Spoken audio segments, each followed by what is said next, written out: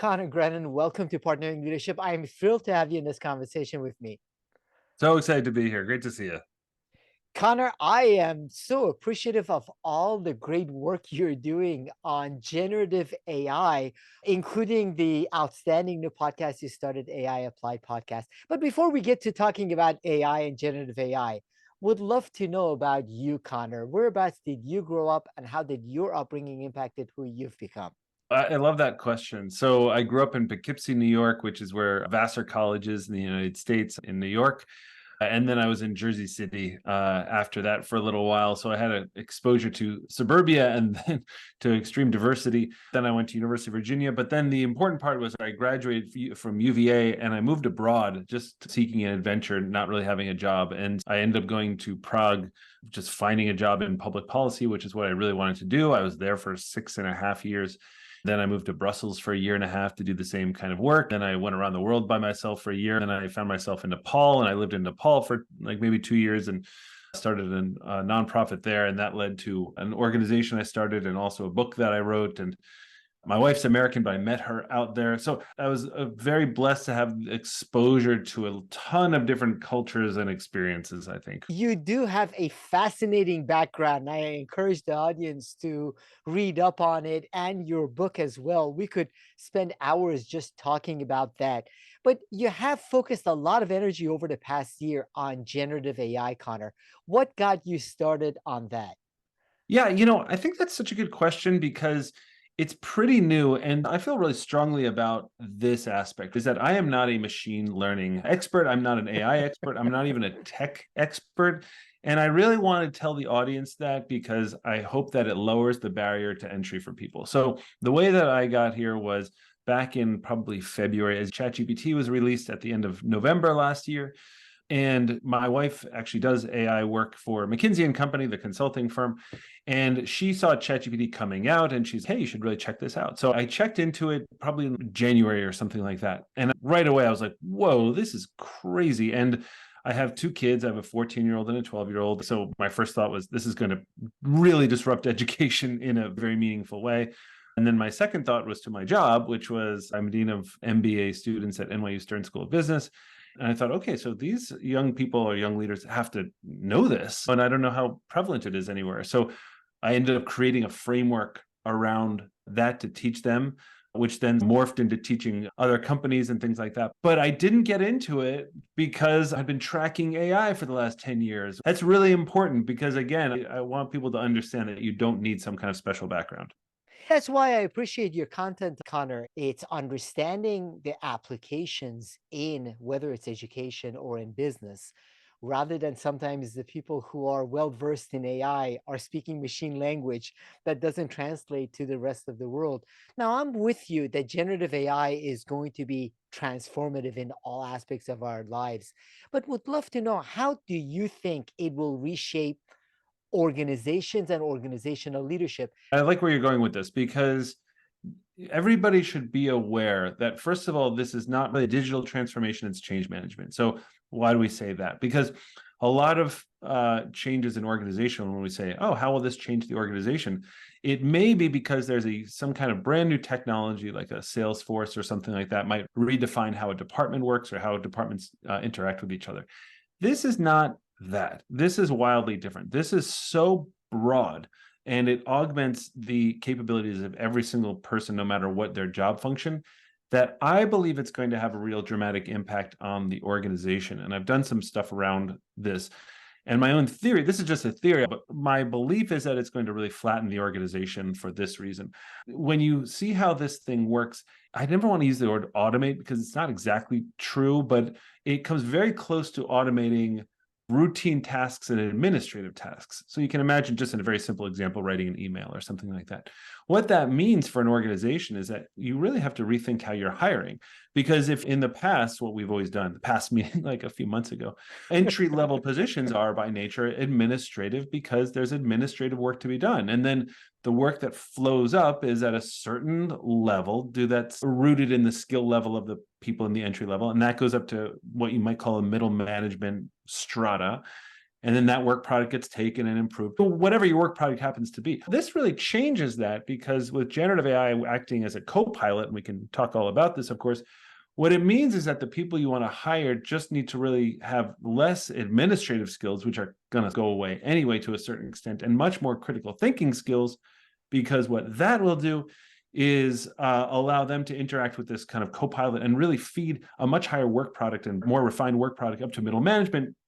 And that's why I think it probably squeezes middle management to a certain extent. Middle management turns into more. And this, Mahan, I hear you talking about this all the time. This is why I love your podcast and why we connected, I think, because I love how you talk about, well, what do the different layers of management actually do? What does leadership actually do? And I think it's getting closer to what I think is your vision a little bit from what I know and what I've heard from you speak, which is that middle management, senior management operate at a much higher level when they are mentoring, when they are guiding, when they are really drawing out the best in their people. And I think that this is going to give that a real opportunity, so that middle management turns into more guiding, leadership, vetting work product. And then by the time work product gets to senior leadership, it's almost done. And then senior leadership can really, and this is what I've heard on your podcast a lot, senior leadership can really focus on culture, direction, business differentiation, things like that. So that's how I see the change in the organizational structure.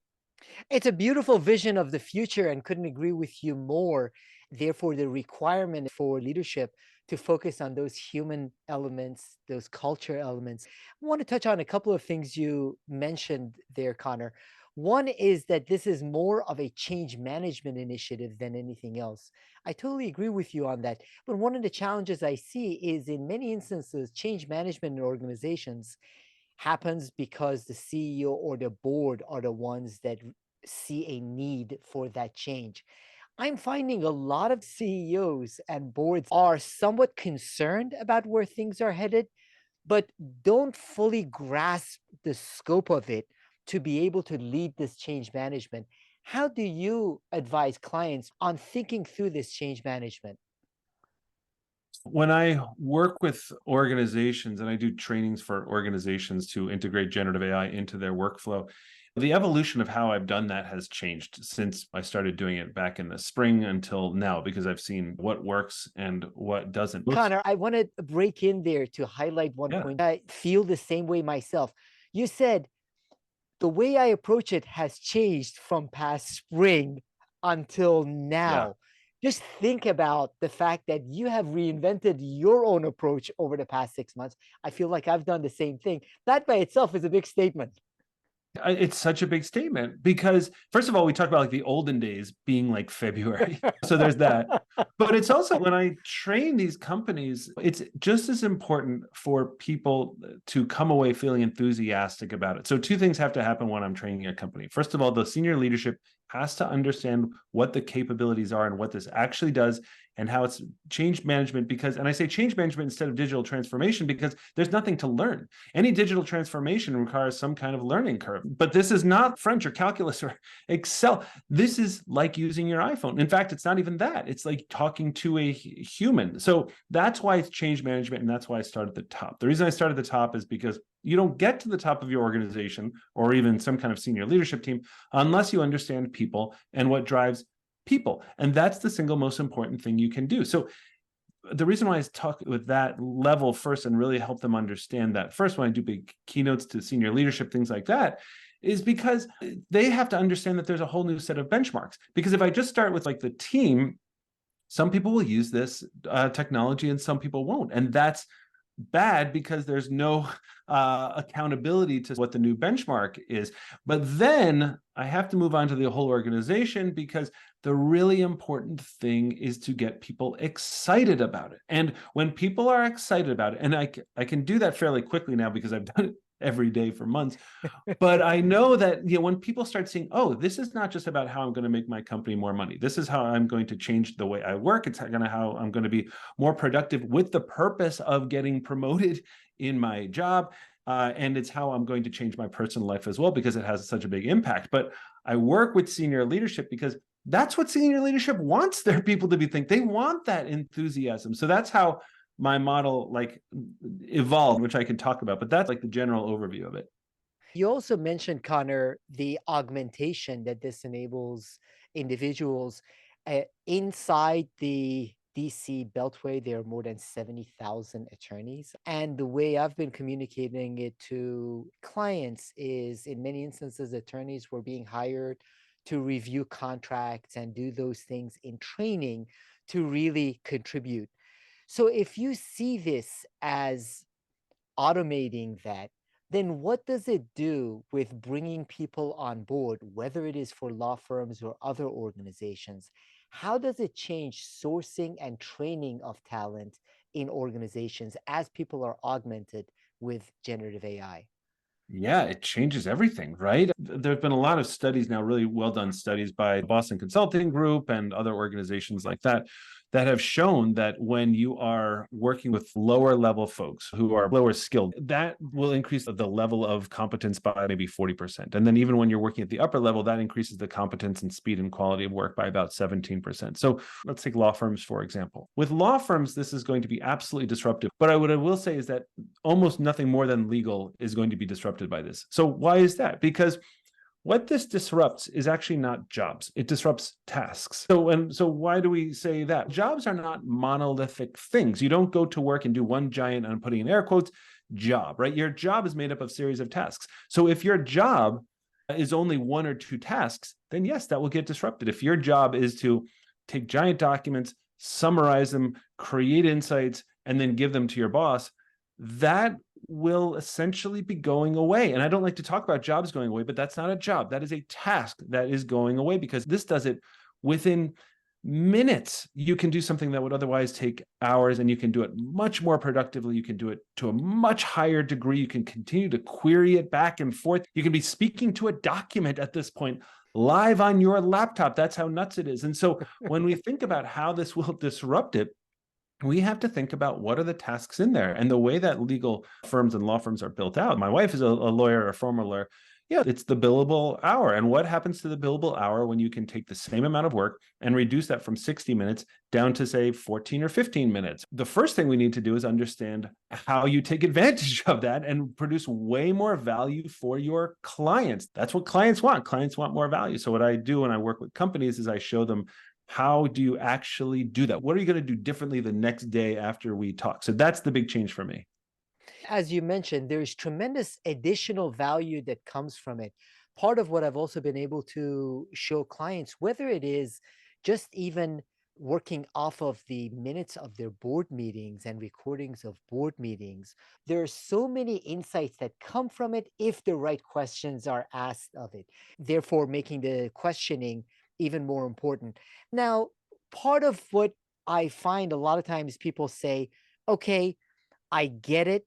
I've played around with generative AI. It's powerful. It's going to transform everything. Now, in addition to change management, what do I do in my organization? Where do I look? How can we tap into the power of generative AI in my organization? That's the question that everybody should be asking. So I'm glad you're going to that too. Let me answer that by telling you how this evolved for me, because I think it's actually pertinent here. So when I first was teaching this to my MBA students, I went out and reached out to big heads of asset management firms, hedge funds, people that I knew, and said, hey, how are you using it? I'm trying to teach our students. They would say, we're not using it. I would go over there and I would end up teaching them instead. And after about an hour of teaching C-suite, they'd be like, this is going to change everything. This is amazing, just like you said. But what would happen then, about a week or two later, I would check in. I was like, hey, how's it all going? They're like, we're not really using it very much, or it's pretty good. I'm like, okay, so I'm doing something wrong, but I wasn't sure what I was doing wrong. And so what I ended up doing was taking it back to the kind of the lab of NYU, so to speak, and trying to figure out what I was doing wrong. And what it turned out, I started asking people who knew a bunch about neuroscience and executive coaches, which executive coaching is really about the brain and about neuroscience and what people respond to. It's very different from consulting, right? Coaching is having people come to their own realizations about things, et cetera. And what my colleagues were saying around this were, they like, listen, Conor, let's say you were trying to get two people in shape, and one you gave a state-of-the-art gym to and the other gave a personal trainer. Why is the personal trainer going to get you in shape more? And the reason is that it's not actually about the tool. The tool doesn't matter. The behavior matters. If I buy a treadmill and I'm not in shape in a year, it is not the fault. I don't like try to repair the treadmill.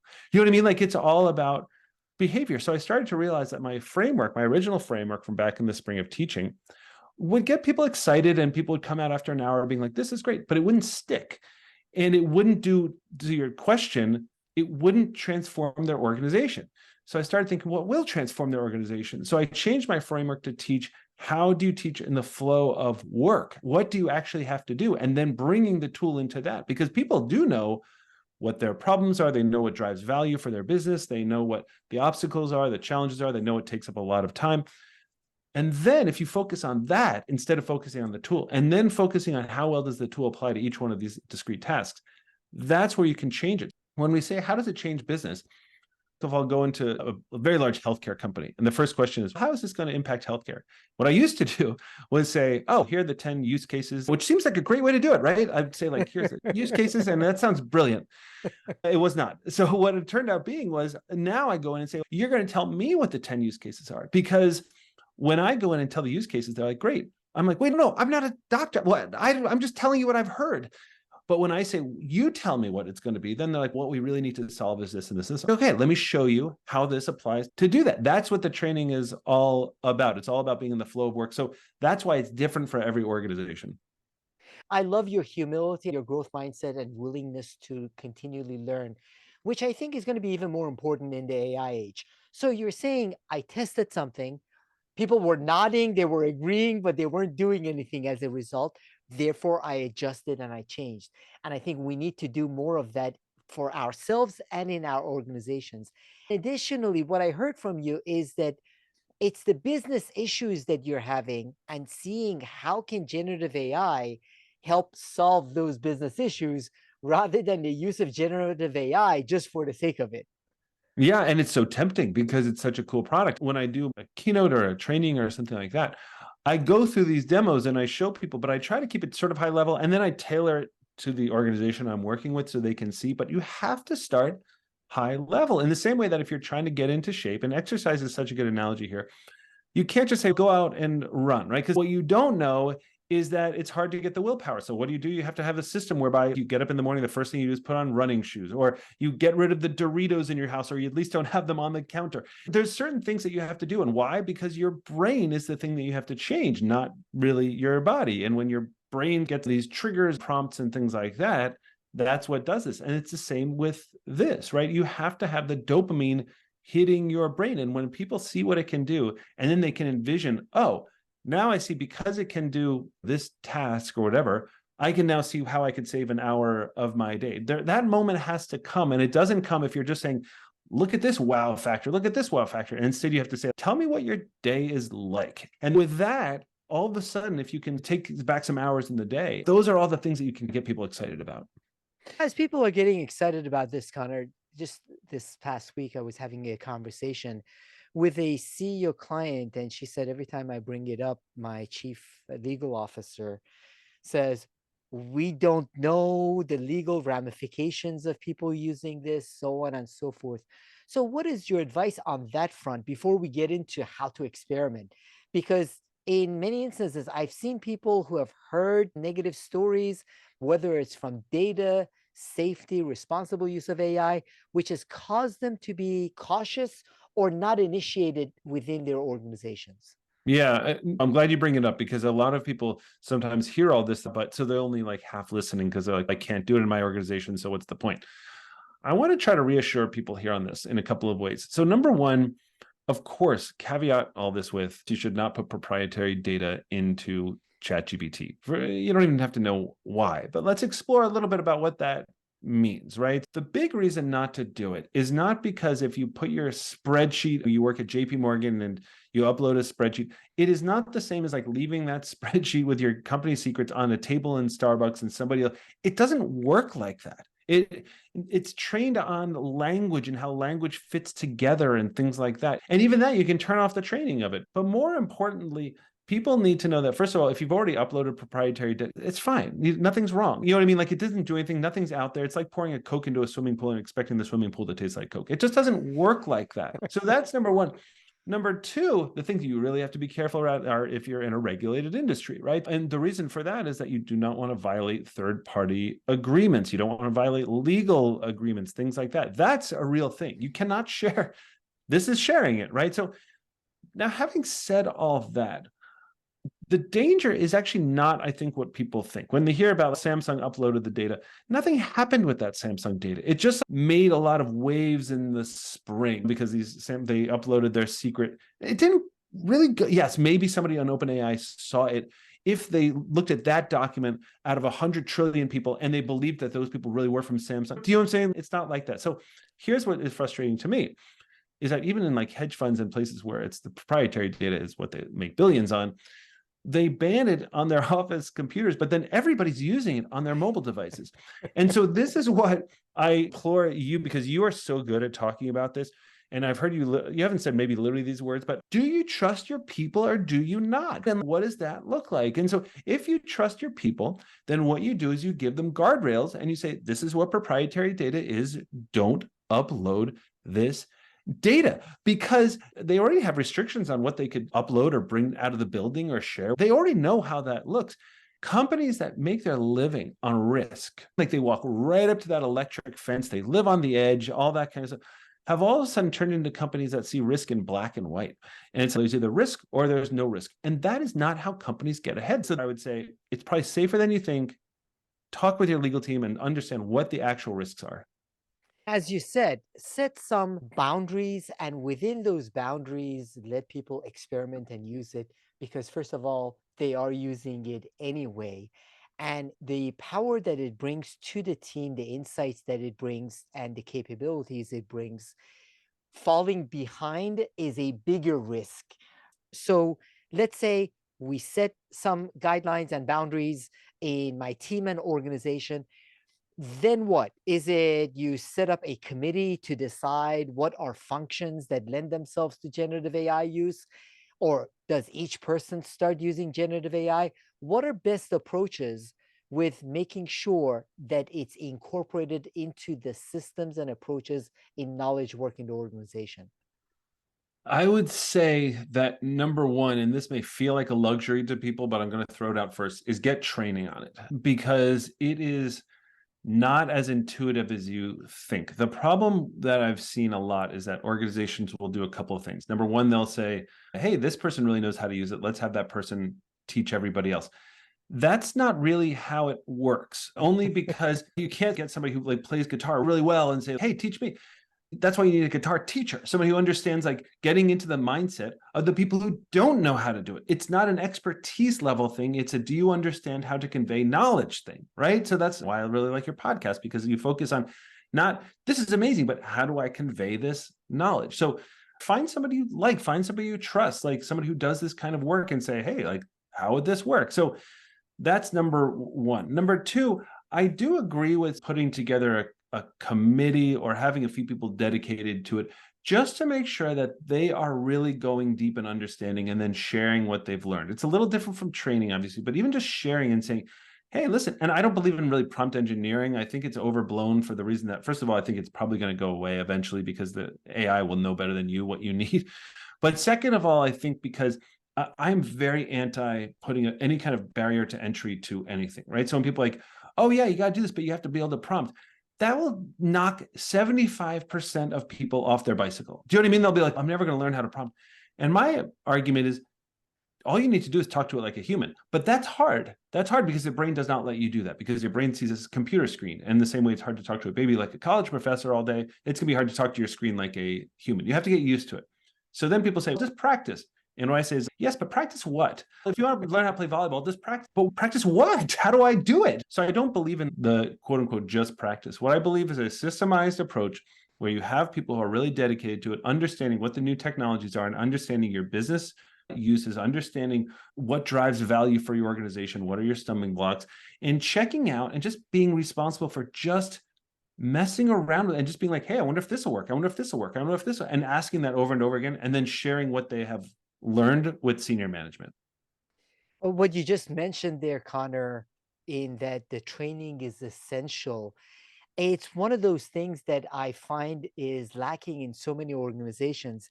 And you mentioned a couple of points that I was smiling because I have heard from you, but I would imagine the audience is not as familiar with because there is so much evolving in AI.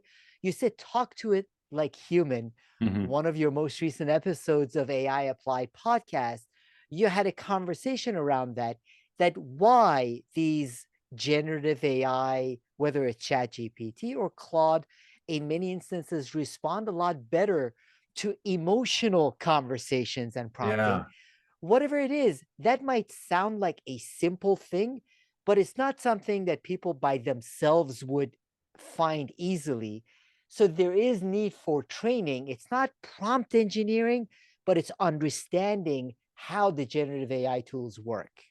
That's exactly right. I send people down the path of going over the top. So when I demo this, I don't just talk to it like a human. I literally talk to it like a friend. So I'll literally be typing, "Hey man, I don't even understand how string theory works. You got to help me." You know, I would say literally that, not "Can you explain string?" And why do I do that? I do that because it starts to trick my brain into thinking this is a human. It speaks so much like a human that you cannot detect whether you are speaking to a human or not. They've proven this over and over again. And when you speak to it like a human, it responds like a human. And the reason we don't is that we're so used to this command and response model of Google. You have to put something in, you have to search for just the right search terms. Everybody knows how to do that. And then you get something back, and then you take the link and you do your own research. This is the opposite of that, right? If you just ask what you're looking for. So what I'll do sometimes is I'll be sitting with somebody and they'll say, what I really want to do is figure out like a new performance management system for my asset management firm. And by the way, I say those, but like I do every single industry pretty much, I think, at this point. But I start typing that in there. I just want to tell you first. I'm like, no, think of this as our third person here, and you'll see, just I'm going to literally write down everything you're saying. And it could be like, yeah, I don't know, maybe like a performance management or something like that, but I'm not totally sure, because write those words into ChatGPT. There's just some little fun things that are happening of late, which is they're finding that if you say, hey, I really need your help really badly, it responds with a higher quality stuff. If you say, hey, my career depends on this, it responds to the higher quality thing. And my colleague on AI Applied podcast, Jaden, has a great theory on this. Because it draws so much from Reddit and everything else, people probably got better and more fulfilling responses if they're like, guys, help, I need to figure this out. My career depends on it. And everybody in the community jumps in. And so it's like a baby learning how to speak. It's, oh, when somebody says that, I really better do a good job and I really better give a better answer. So that's what's so fascinating to me.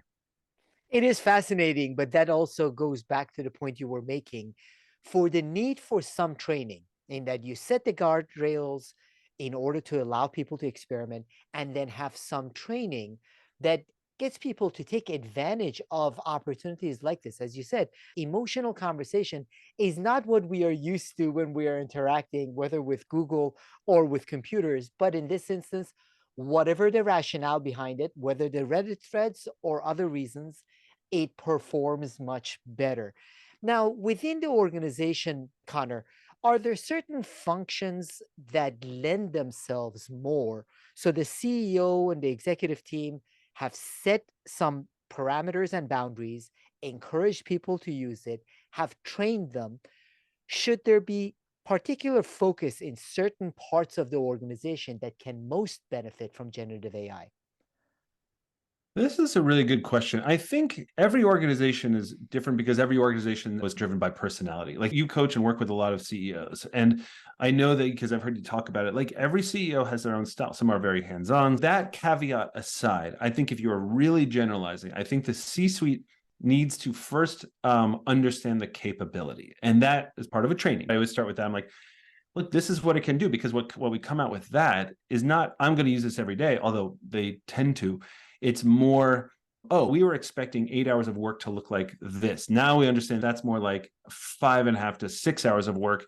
And now there's a new expectation for our people. It might make certain positions redundant. I don't like to talk about that, but it's not positions, it's just tasks. Redundant is probably a better way to say it. So that's why the top level needs to know. I think the second line down, whether it's the head of HR, but people who have a lot of direct reports, these are the folks that really have to understand what the jobs under them look like and what it would look like with that. That's why I always encourage people say, should I bring my whole team? I'm like, yeah, bring your whole team, because people get really excited when they see it. It's much different from, hey, we just had a big training, now you guys have to learn how to use that. The whole thing about the power of this is that the dopamine hits everybody once they get this kind of training, because it's not just about how I'm going to make more money for my company. It's how am I going to change my life? How am I going to get promoted? Everything like that. So I would say that C-suite has to understand that this is a priority.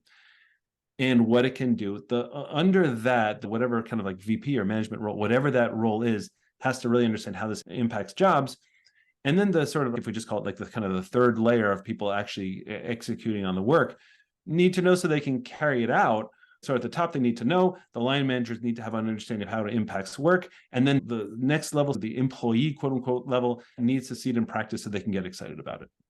Now, in needing to know Connor, part of the challenge that I've had, and I see you running even faster than me, is that generative AI is evolving by the day drastically. Almost every week, there are announcements that boggle the mind with the capabilities. So, how can executives and leaders keep up with enough of the changes in order to be able to take advantage of those opportunities in their organizations? Yeah, it's hard.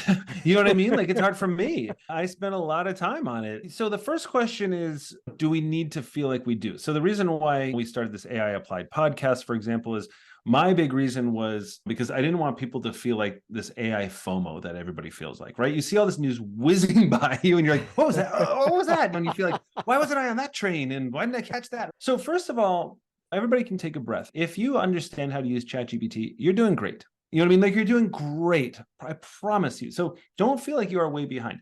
Now, the opportunity on the table is huge, and there are other competitors using it better. So I do want to say that. However, in terms of the brand new technology, you'll catch up. So I really recommend you or people who are like really excited about AI, find the people that they follow online. So I post on LinkedIn every day about this, but there's other great people. There's Ali Miller, there's Ethan Mollick. There's like a ton of really great people out there. Paul Raitzer, who has another podcast as well. There's folks just doing great stuff. There's great podcasts out there. Jaden Schaefer has another really great podcast called AI Chat, which is like 10 minutes a day telling you what you need to know.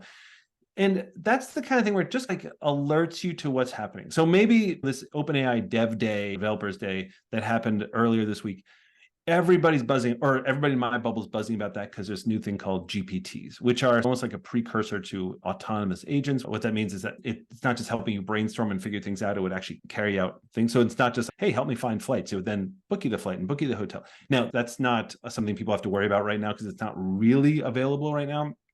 What is available, though, are these GPTs on OpenAI, which is the pro account for ChatGPT. $20 a month, highly recommend it. But what those are like customized bots. You can now say, hey, I want to create this, my own little ChatGPT based on my own data and, you know, my own HR function or something like that. So those things are out there, but they're so brand new that if you don't know about them, you're not behind. There's other things like Humane came out November 9th with their new wearable pin. That's a new tech thing. But I don't want people to feel FOMO. I want you to think about what are your business use cases, get your head around ChatGPT and other large language models, and you're going to be doing great. And then follow me and others. I try to post every day about what's going on and how to help people understand what's going on.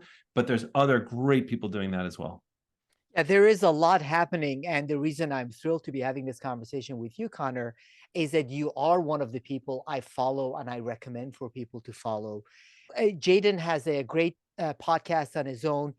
Paul Raitzer, I've had a conversation with him for the podcast as well. And Ethan Malnick is outstanding, especially on the education impact of it. Before getting your thoughts on education, which I also think will be truly transformed, would love to know what are the pitfalls that you've seen or the challenges you've seen with either potential clients or others as they have tried to experiment with generative AI in their organizations, so our listeners and the CEOs can stay away from those pitfalls? I think the big pitfall is obviously you want to stay away from uploading things that you're not legally allowed to upload. So that's number one. Let's just put that right out there. But I don't want to harp on that because as long as you just know that, you're fine. There's not much more that you need to know rather than, can I share this with a third party? Would I say this on the corner of the streets of New York, whatever, right? So I would say, to be totally honest, the pitfalls these days is not seizing on an enormous value proposition that is literally on everybody's laptop right now. And then what you don't know is which one of your competitors is grabbing this and is about to explode because not only are they integrating it into their features, which a lot of big tech companies, the Canvas of the world and Microsofts of the world and Googles of the world are integrating these features in. What I'm seeing a lot is that people will say, once we get Microsoft Copilot, we'll be fine. Microsoft Copilot, for people that don't know, is an extension of their Office suite. It's going to be $30 a month per user. It's just rolling out now, and it has AI built in. So it has AI, and Google Labs does a little bit of this as well, where it's in your email, it will help you write that email. In your Excel, it'll help you do Excel. That's a huge game changer. The problem is, and I've already talked to some companies that have that integrated, and the really insightful ones are like, hey, this is great, but now people are just using that and not thinking about the grand scope of generative AI. And that's why I think training is so huge. Just to give you an example, what generative AI has done is that it's literally ripped the user interface off artificial intelligence. So it's essentially now a solution without a problem, which sounds awful, but it's actually unbelievable. It's like going back in time and giving somebody a light bulb and people being like, oh my gosh, this is amazing. But then you go back in time later and say, actually, I have something even better. I have electricity. Now, if you're the CEO of a company and you could go to that moment and be like, do I want the light bulb or do I want electricity, which can also power the light bulb, but all those other things? Well, now that you'd probably want electricity. But back then, they'd probably be like, what do I use electricity for? And you'd say, I don't know. What do you need to do? Right? That's like generative AI. So I want people to think about generative AI as electricity. Think of it like it's so much more powerful than just Microsoft building in one tool. And I think people just think, oh, now we're using it for emails, and so we're way ahead. It's electricity. It's going to do so much more than that. And if you can grab that, it's going to get you so far ahead and in a way that's going to be very hard for other competitors to follow. So I think the risk is just leaving so much value on the table. And that's right now. That's not in the future. That's right now. That's a wonderful analogy. And when you are experimenting with that electricity, you will see a lot of opportunities and potential in addressing business issues that you won't when you are just experimenting with the light bulb. Now, Conor, you are Dean of Students at MBA program at NYU Stern. This is going to also be transformative on education. I've been playing around with Conmigo and thinking about how it's going to impact not just education, but also training and development. So would love to get your thoughts on the impact of generative AI on education. And will actually something happen? Because there are systems that are resistant to change. Education is one of those. So where do you think the future of education will go with generative AI? Will be more of the same as this being like a calculator that is used on a side, or will it transform education in your view? That's a good question. It's hard to say about the analogy with the calculator. It's hard to say if it will disrupt in that way or in a different kind of way. It certainly disrupts with writing, for example, with English. And I'm a writer by trade, right? So that's very painful to think that kids are going to have a harder time learning how to write now. In terms of how it will transform, it's funny, right? Because what we're talking about with CEOs is, look, there's huge value on the table. It's for you to grab right now to keep up or to get ahead, whatever. Education, it's more like a giant wave has just come in and knocked out the power in your community or whatever. Or it's like a tornado has just landed. There was no preparing for it. And also, it's not like you can pick up your town and move it out of the way of the tornado. Education is a very staid, very solid function. Why is that? It's because we've been teaching the same way for, in actual, probably 2,000 or 3,000 years. It's this teacher says something. Student goes away, thinks about it, comes back, says, this is what I think. Teachers, you have gotten an A or a B or a C or D. Very simple. That's all changed overnight. Imagine that. It just completely, it's like changing the way you use your lungs. It's just very hard for teachers to get their heads around that. I'm very sympathetic. What I say to teachers and especially people with kids is don't just think of this as like a plagiarism tool, which, by the way, it totally is a plagiarism tool. Don't get me wrong, right? Let's not be Pollyannish about this. That's number one. But number two is what I tell teachers, and this is why I even work with teachers as well. I'm like, you also have this Iron Man suit. You can create this brand new stuff. So what I do is work in biology with teachers and be like, hey, listen, there's a whole new way of teaching the cell. The cell, which seems like it should be very interesting, is very boring. People like, here's the mitochondria, here's the protoplasm. But in fact, if you made the parts of the cell different Marvel characters, and you made the bad things like the cancers like into Marvel villains, and then you wrote a giant screenplay, people would probably pay attention. And you can do that in seconds with ChatGPT. It's so sticky and so memorable. So we just have to really rethink, well, what's the new proxy for grading? What's the new rubric? All that kind of stuff. Now, luckily, this is outstanding at that because you can ask ChatGPT, hey, ChatGPT exists. I don't want my students to cheat. what's a good way of teaching them? And it will help you come up with that new way of teaching. You're not alone. So I don't want people to fear it. I just want people to know that this is something that's going to help people learn. I have learned so much more with ChatGPT than I ever did in school, but just at a pace of learning that I can't even tell you. And the reason is because you can learn in your own context. If I love the Miami Dolphins and I'll be like, hey, can you teach me string theory, but use the analogy of how the Miami Dolphins play football? You know what I mean? Like, that's a great way to learn. So I think the possibilities are huge. Don't get caught up in this is going to be terrible. The opportunities are really vast. They are, and that's why even the analogy that you just used goes back to the power of those questions. Teach me string theory using Miami Dolphins football play as a way to do that. There are great ways to learn, and it customizes to your style, which can be really impactful, either in augmenting education or I think transforming education. Still to this day has a strong sage on a stage perspective to it, as opposed to real engaging, real innovation. Kids primarily based on age group are in same classes, regardless of how fast they learn. Now, Connor, I know none of us have crystal balls, but as you look ahead at the next few years with generative AI, what are the transformations in the business world and in the way we operate in organizations as a result of generative AI? I think that we're just going to be streamlining jobs. They'll be broken down more into tasks. Look, if people want to be forward thinking in their company, and this is not taken for granted to be forward thinking, but if you really want to be forward thinking, what I would do, this takes a little bit of work, but with ChatGPT, it goes much faster, is take things like job descriptions and really understand what are the tasks that go into that job description. Let's say you have somebody in an assistant director role or something. There's probably 20% right now today that you could take off that person's plate.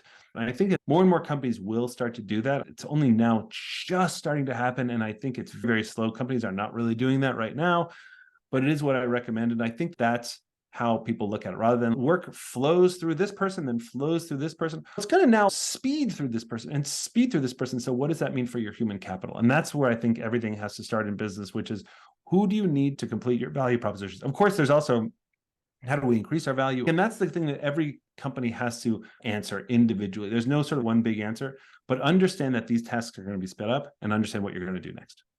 And I find, Connor, even in my own work with clients, it has sped up parts of what I used to do. In essence, it's been augmented or automated. It is really allowing me to tap into deeper insights that I wouldn't have been able to tap into otherwise. So now I end up doing more work, but the work is very different. Yeah, As you said, there are certain tasks that are totally automated, but it does then provide more opportunity for much more of the cognitive skills, much more of the judgment, much more of the things that can only come from human thinking. exactly. Totally agree. So, Connor, how can the audience find out more about you, your podcast, your writing, all of the great work that you do, including with clients? Thanks for asking. Yeah, I'm on LinkedIn a lot. I probably post on LinkedIn every day.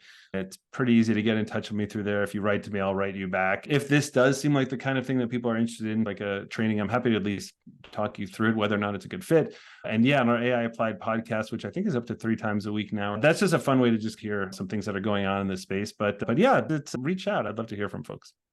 It is a lot of fun listening to you, Connor. It has been a joy learning from you. I love both the speed you are running in understanding generative AI, then translating it to applicable approaches for business executives and leaders, which is why I really enjoyed this conversation and really appreciate all of your great work. Thank you so much, Conor Grennan. Same. Thank you so much for having me. I've been looking forward to this for a long time.